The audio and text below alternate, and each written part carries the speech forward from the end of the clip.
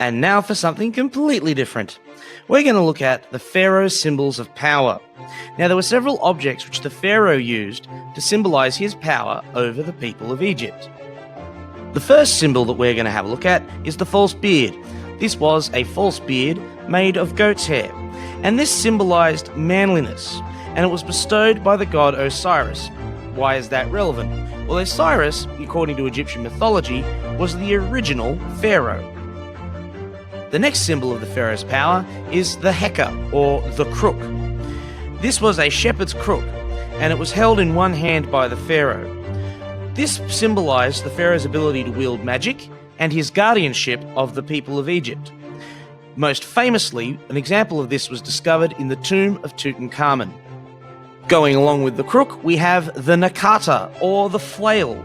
This was a whip held in the other hand. Now, it wasn't an actual whip that was used on people, it was, again, a symbol.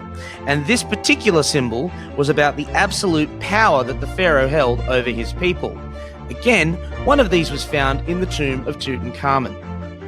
Next up, we have one of the more interesting symbols of power, called the shemsed, or the bull's tail. Now, this was an apron that had a bull's tail at the back of the belt. You can see the bull's tail hanging down behind the pharaoh in the photo opposite. This was a symbol of strength. Think about it, kids. Bulls are very strong. So if the pharaoh walks around with this symbol hanging off him, well, he's basically saying he's got the strength of a bull. This now brings us to the most obvious symbol of the pharaoh's power, the crown.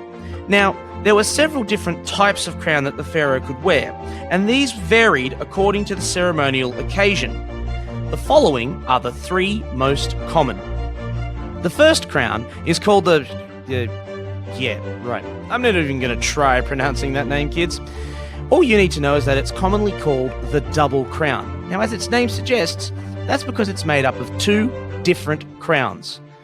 One for Lower Egypt and one for Upper Egypt, and it symbolized the pharaoh's rule of the United Egypt.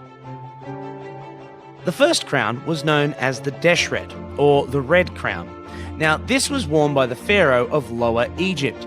It also symbolized the desert, or the red land, hence the name Red Crown. That curly bit on the top is the uraeus, which is meant to symbolize the rearing cobra, the protector of ancient Egypt.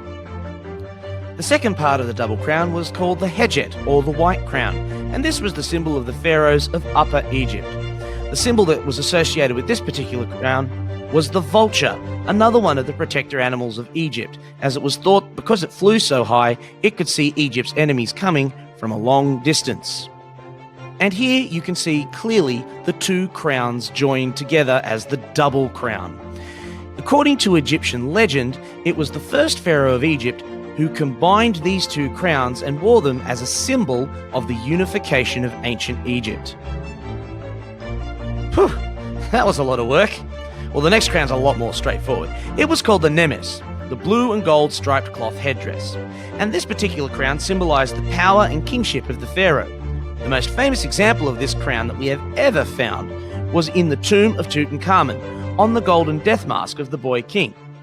Also, take a look on the forehead. See that?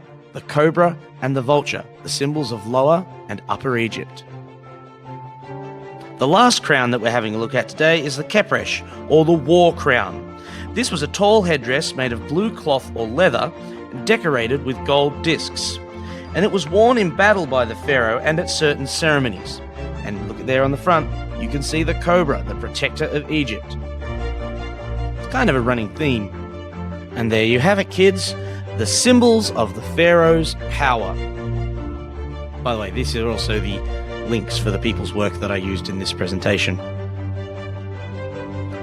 Great! Now you can have a look at government structure.